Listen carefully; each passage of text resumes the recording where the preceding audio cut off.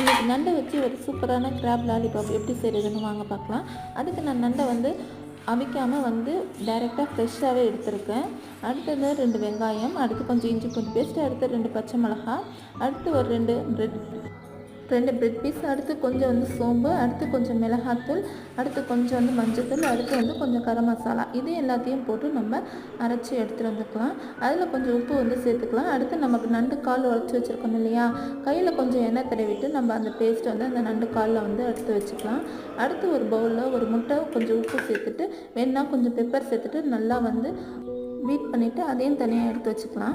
அடுத்து கொஞ்சம் bread grams எடுத்து வச்சுருக்கேன். அடுத்து நம்ம அரைச்ச மசாலாவை முட்டையில் நல்லா டிப் பண்ணிவிட்டு அடுத்து பிரெட் கிராம்ஸில் போட்டு ஒரு அரை மணி நேரம் ஃப்ரிட்ஜில் வச்சிடலாம். நம்ம செஞ்சு வச்சுருக்கிற லாலிபாப்பை எண்ணெயில் போட்டு ஃப்ரை பண்ணி எடுத்தோம்னா ஒரு சூப்பரான கிராப் லாலிபாப் ரெடி ஆகிடுச்சு. நம்ம சேனல் பிடிச்சிருந்துச்சுன்னா மறக்காமல் லைக் கொடுத்துட்டு சப்ஸ்கிரைப் பண்ணிக்கோங்க.